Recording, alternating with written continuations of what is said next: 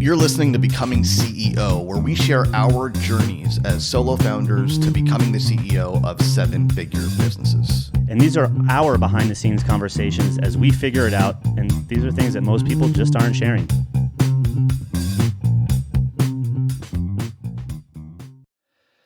Welcome back, guys. So at the end of last episode, we had shared that we were going to be talking about how to define the rules of your own game.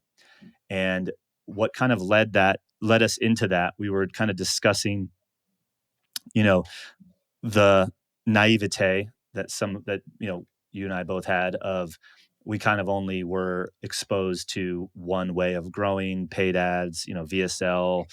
Everyone was kind of chasing, hitting 1 million plus, and then and then on from there. And we had talked about how not everyone now is necessarily trying to do that. And I made the comment, or I forget who made the comment actually. It was just like, well, we're exposed to more options now. Like there's this rise of solopreneurship and have fewer complexity, but keep a lot more money. And you're seeing a lot more people talk about the damage that scaling too fast has created for many in the market, and that sometimes smaller is better. And it kind of begged the question of I think now we're exposed to more ways to model your business for what you want, and you get to decide. And so what we're going to talk about today is maybe some things that you should consider, or that maybe we consider when designing this business for our own goals, designing our business by design, not by default. So I went ahead and made a list of 5 rules that I think and I'm doing it in retrospect. I think I've built it this way almost by accident. I mean, the rules were kind of embedded into my thinking, but if I think back and if I had to articulate what are the rules, I think there's 5. Okay. For me, but obviously I want to hear your list too. Yeah, I've been thinking about it through a framework, so I'll share my framework. Cool. So I'll do the really messy thing, and then you'll clean it up into a neat little framework like we usually do. It's just sounds good. Just another day at the office. You're becoming CEO, right? Yeah. So I give you my 5 rules. I'll give them to you quickly, and then you can ask questions if it makes sense. Yeah. Number 1 is it's got to be sustainable. So I was never interested in a flash in the pan, scale fast, and then exit or sell. I was never interested in that. I was always interested in something that was long-term and sustainable. So I see myself running my business forever. Yeah. And there may be multiple businesses, I don't know, but this business, I see it as being a mainstay in my career for a very long time, like decades to come. Therefore, I'm never interested in doing things that are short-term oriented at the expense of long-term sustainability. That's my number 1. At least not in order. Number 2, balance. Not willing to overwork or overextend myself in terms of my time in the business. Although I certainly did in the beginning when we were getting started. But then I had to reprioritize and fit the business into a box in terms of the time it takes. And there's a hard limit there. I'm not willing to exceed the time available in that box for the sake of family, health, well-being, etc. Yeah. Other pursuits. Number 3, I've got to be personally interested in what we're doing. Another way of saying this is I've got to be intellectually stimulated. I get really bored really fast if the thing isn't interesting, right? So I've got to be interested, not only in what we're selling, but also in whatever I'm doing day to day in the business. It's got to be personally interesting and intellectually stimulating. Number 4, never can I be in a position where I have to compromise on my values or my integrity. So that means, having a certain sense of integrity in sales conversations, or the way we lead the team, or the way that we sell, the promises that we make, the types of, claims that are made in the marketing or the sales, etc. I've got to fundamentally believe in everything we're saying, which kind of sounds obvious, but you and I both know there are people that have, despite their better judgment, made claims that they didn't feel great about, and then, lived with the Yeah. consequences.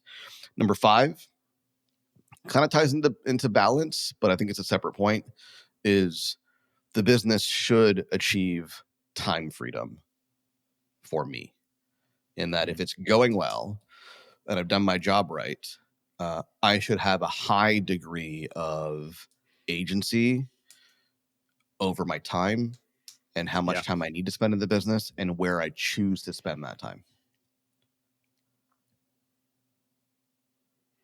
Those are my 5. Yeah. And so basically, when opportunities get presented or you guys are thinking strategically about doing something, you can kind of run that through those 5 things and make sure that it kind of checks those boxes. Yeah. So I'll give you a concrete example. We are now, as of the time of this recording, it's end of September 2023. We are now beginning the planning process for 2024, which is kind of exciting, by the way. Now that I said that out loud, I've never started planning for the next year this early, which is kind of exciting. But my point was, we're planning for 2024, and I'm looking at the plan, but I'm running it through these rules. Is anything in our plan going to make me feel imbalanced or overextend me? Is anything in our plan going to take up too much of my time? Is anything in our plan too short-term oriented? Because we actually had a couple of versions of the plan. One of them was very short-term oriented. The other one was more building towards a long-term vision, right? So is our plan long-term sustainable or short-term oriented? And the other question I had was, what's interesting to me about this? Sometimes we plan on paper and it's like, oh yeah, the math adds up and we do this much revenue, make these many sales, everything's great. But is that interesting? Is that exciting? Yeah. Because if it's not, I can tell you right now, the numbers aren't going to add up. I love that. I was literally just having a conversation with the team because there's this one potential thing that we've been talking about doing for a little while, but up until, and it was on the calendar, ready to get going and like pull the trigger. And that all was kind of decided before, some of the other decisions that I made that we talked about on the previous episode of like scaling back a little bit of the team, et cetera. And, the comment was made, but we're leaving a lot of money on the table. And I was like, so what? Like the sound of, I'm saying this now, the decision is still to be made. Like I'm still thinking about, like I'm trying to add the right constraints to the decision. But like at first thought, the complexity that executing on that play is going to bring, I'm not sure if I'm willing to welcome that complexity, because it might likely change how much time I have to spend in the business, the enjoyment, that comes from it. And I don't know if, with how much focus we would be putting on it, I don't think it would make enough of a dent for it to be that significant. And so like, it's like, well, then why do it? And if you had asked me that last year, like I would have been like, let's go. Let's not leave. We're leaving money on the table. Like I think in some cases it's okay to leave money on the table, especially if it means compromising other important things. Yeah, unless you really want to do it, right? So in my situation, I have an initiative that I want to undertake in 2024 that's going to have minimal revenue impact. Like, and I was talking to Carrie, my COO, about it earlier today. I'm like, I want to do this, I want to do that, and I was like going into the details of like where I want to go with this particular project. And I was like, oh, by the way, it's not going to make any money. Yeah. Just to be clear, like this is not going to make our year, but right. I really want to do this for these reasons. And I'm adding initiatives to our plan that do not, one in particular, that do not have significant revenue potential, but are going to keep me interested. And keeping me interested has tons of revenue potential. Yeah. Right? Yeah. Yeah, super interesting. I was just thinking, one of the things that I've been adding that I think may or may not be one of your initiatives, but you're doing, like, is like I've been taking on some one-on-one clients. Um, and one of my mentors made the comment, who does very well for himself and still does a lot of one-on-one. And he said the great thing about one-on-one, like, as just, it's not like you need to make a ton of money from it, but like it keeps you sharp. And when, things hit the fan, because they always do, people will always hire you for one-on-one. Like, you can always make money doing one-on-one.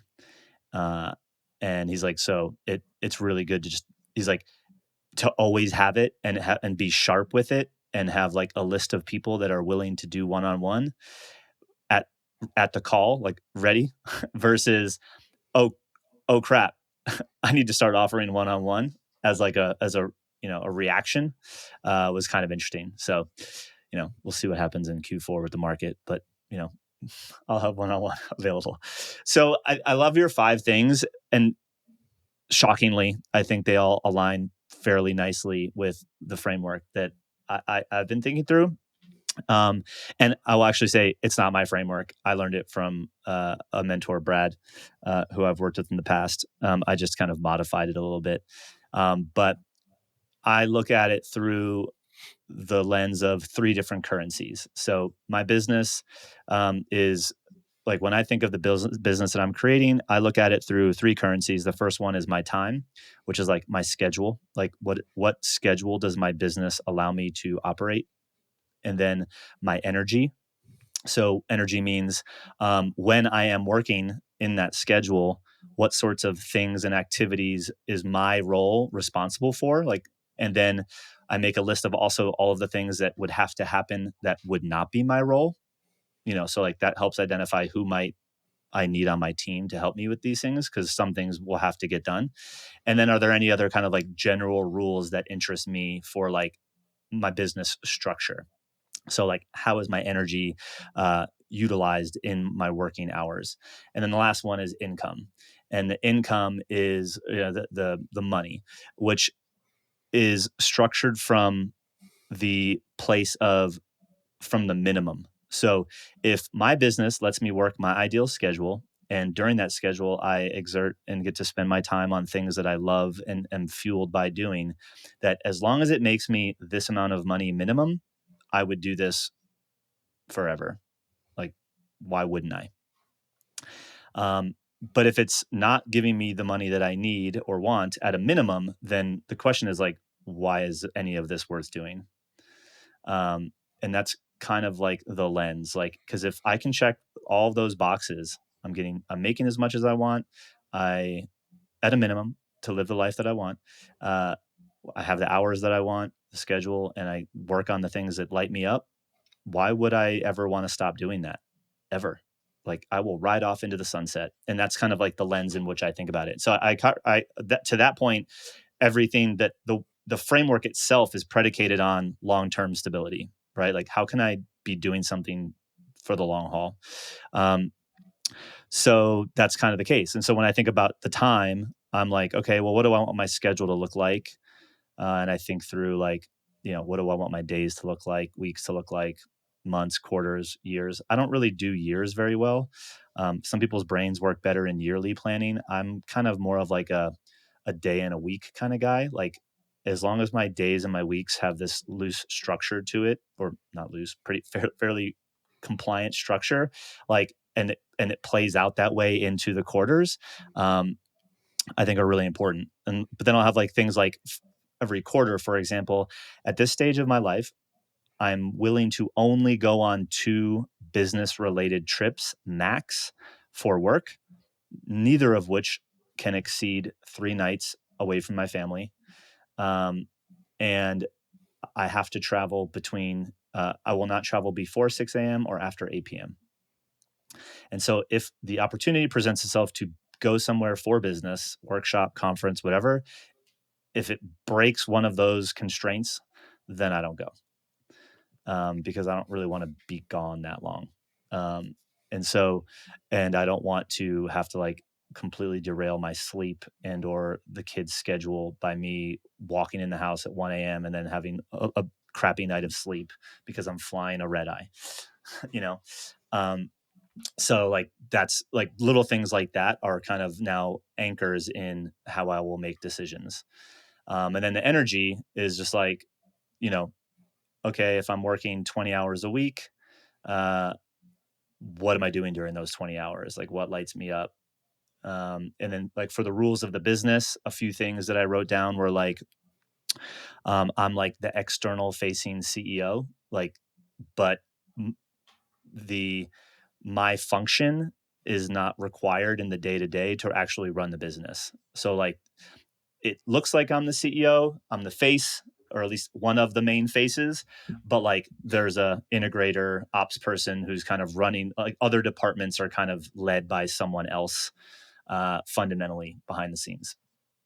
Um, I want a certain amount of in-person experiences with our clients because I get lit up by that. And so like how do we make sure that our uh, programs are priced in a way that will allow me to justify hosting events, right? Like if we're going to host a quarterly event in person, you know, having done events before, one event, if you get someone to film it, food, accommodations, all that stuff, like you're easily looking at like 10 to 15 grand on the low side, you know, to do it right, at least the way that I would want to do it at the type of venue that I want to do it. And so it's like, okay, well, like if we're going to do 4 of those, well, that's another, you know, 60 grand a year in expenses that needs to be somehow covered.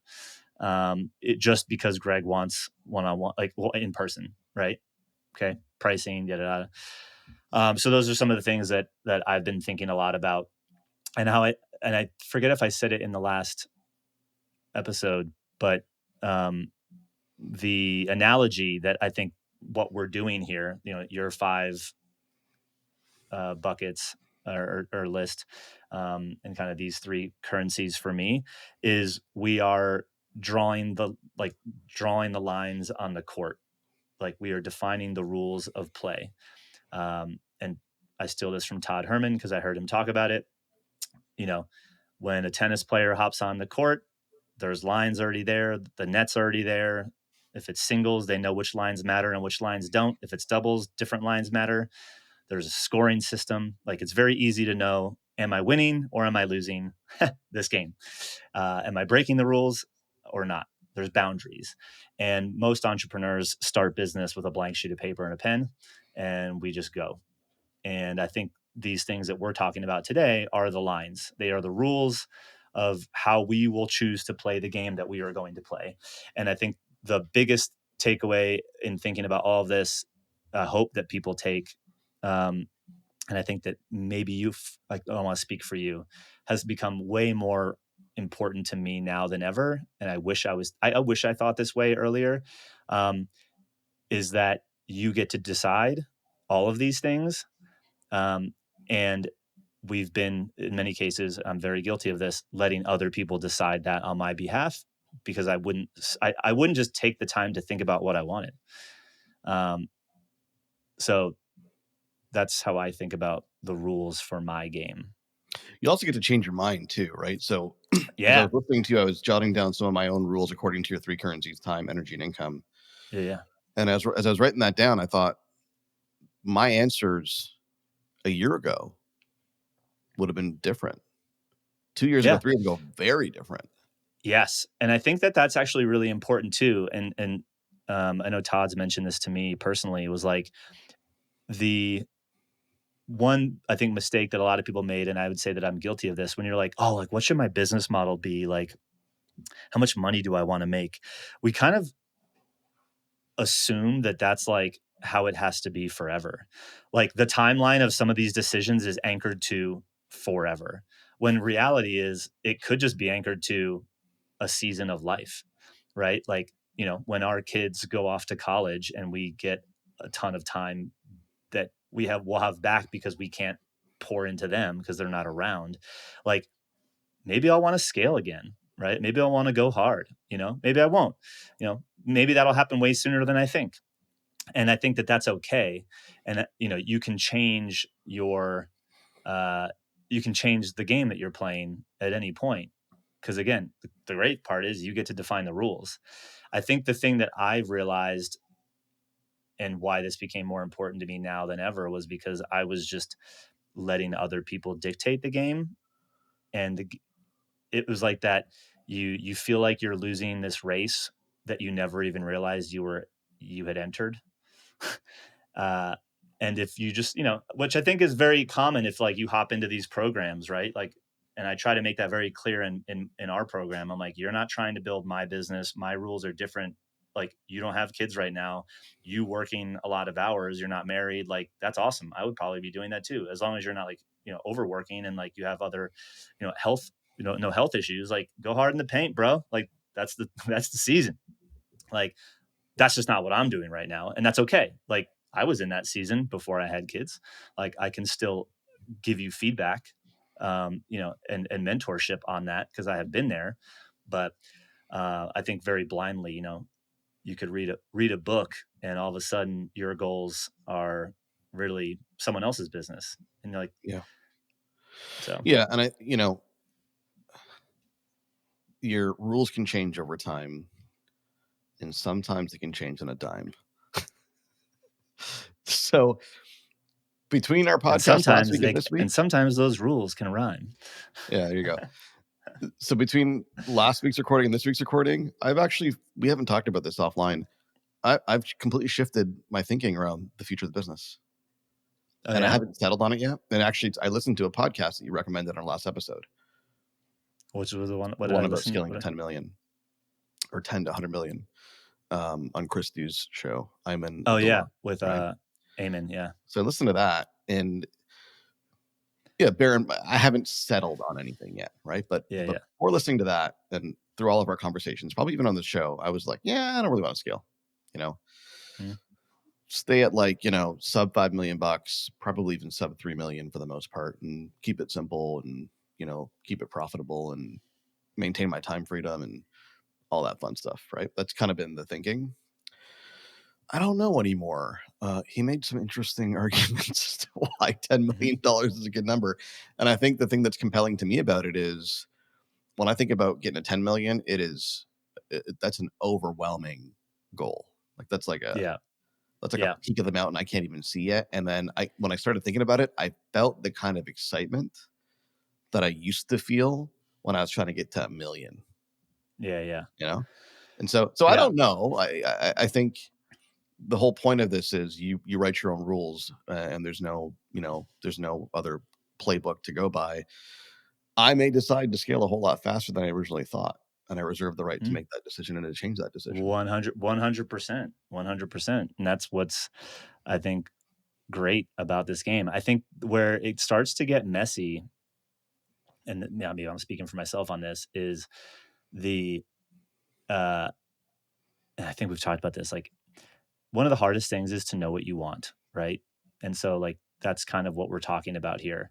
But it goes to another level when you admit what you want. So, like, when you come out and say, I'm going to scale to 10 million, or if you're like, hey guys, I'm cool chilling at 3, there will be other people that will be like, but dude, you can get to 10, or okay, cool. Like, and there'll be all of this external judgment, either good or bad, positive, negative, and that'll make you start to feel better or worse about this thing that you just admitted. And it's not until you kind of admit what you want that you're really it's in your face, right? Like, because you'll start comparing yourself. If I say it out loud and I only want to get to 3 and I'm around the group that wants to get to 10, what are they going to think? Like, that'll happen, and you could have all the reasons you want in the world and you'll still probably be like doubting what you just said you wanted once you actually admit it to other people. I mean, the notion of like, well, you can do this is a really bad reason to do something. 100%. It's similar to what you mentioned earlier about, we're leaving Leaving money on money the on the table. table is another way of saying, but we could make more money doing this. That doesn't mean Yeah. that you should. Yeah. Yeah. It could also possibly make more money going on OnlyFans, but Might have missed I my moment for probably that one. I probably wouldn't, to be fair. Yeah. Um, yeah. So I'll get curious though, without going too far off tangent, like, because I obviously referenced that podcast and maybe other people have listened in between then and now. Uh, what did he say that made you question?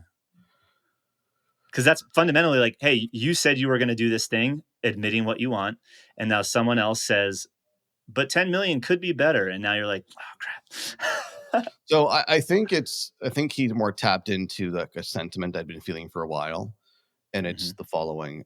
I think for the past I would say the better part of this year, Hmm. I've kind of just been floating around, like not really motivated to push too hard on anything, not really driving anything. I mean, we run a business, don't get me wrong. Like Yeah, yeah. it's a thing, right? But like I've not been really like focused on a specific goal, target, mountain to climb, so to speak. Right.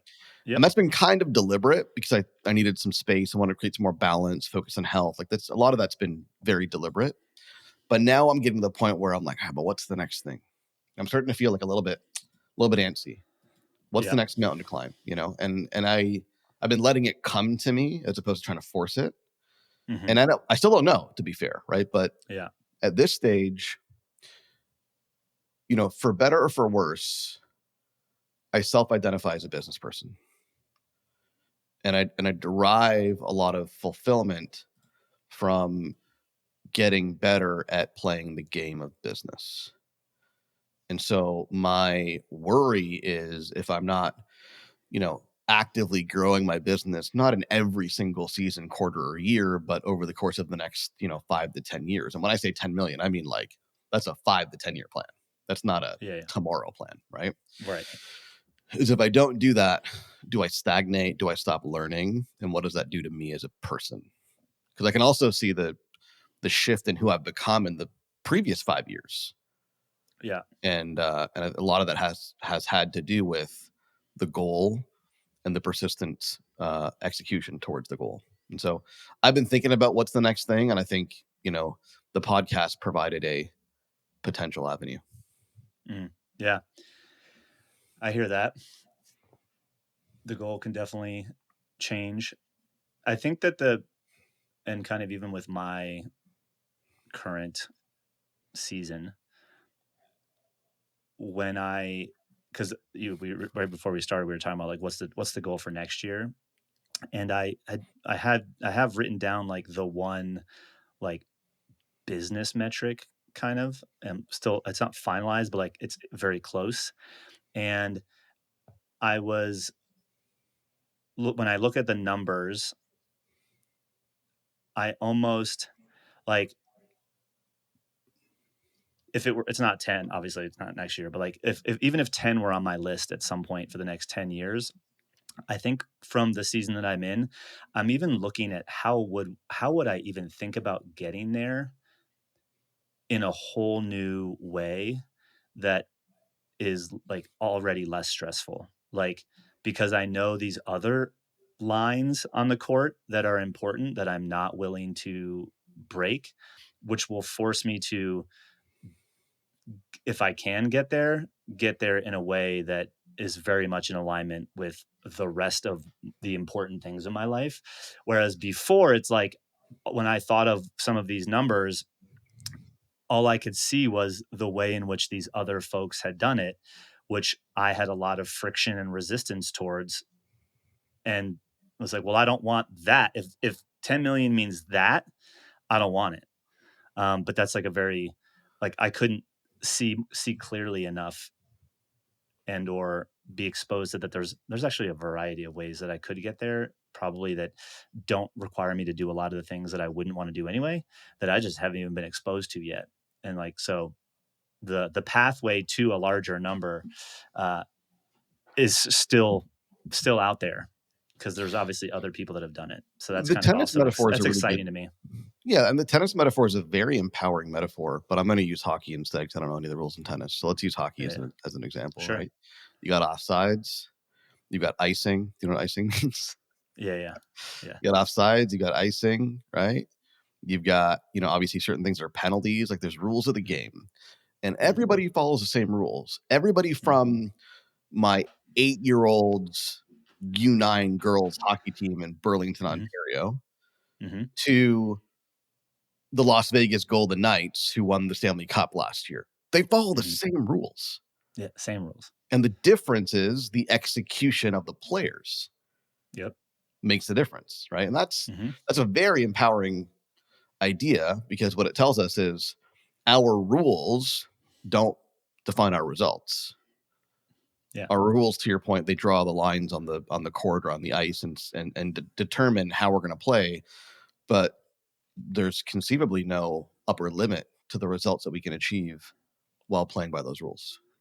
Yeah, totally. There's also come from behind wins, and complete flops. So all of those things happen. Yeah. So also true, right? You got teams. It happens in every sport every year, right? Now, basketball and hockey are starting up, and you're going to see it. You got teams that did not make the playoffs last year who will come out of the gate this year as contenders. It happens every year. One season, 1 year, in the grand scheme of your career, your business, means nothing.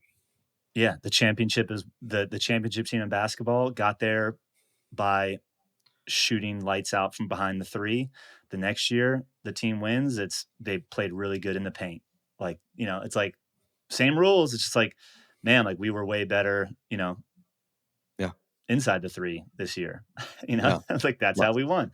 A couple of years ago in hockey, the best team in the league, they won the President's Trophy, which is the best regular season record in hockey, was the Florida Panthers. And they were dominant in the regular season. And the following year, they tanked. They barely made the playoffs. They made the very last spot.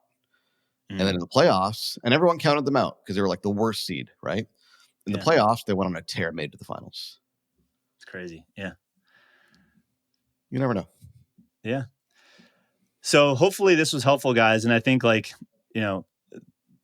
if you haven't spent some time looking at either, time, energy, money, is this of integrity? Is this, something you're interested in? Is this, have long-term stability, et cetera? Hopefully you spend some time on this, because I think very easily you can just blindly adopt someone else's goals, and that may or may not have you down the right path or creating the thing that you actually want at the end of the day. And you get to define the rules. You get to draw the lines on the court or field of play of your choice. And I think it's a valuable exercise to kind of at least keep you going in the right direction, and run your own race. So hopefully this served you guys well. We'll catch you in the next one, and we'll talk soon.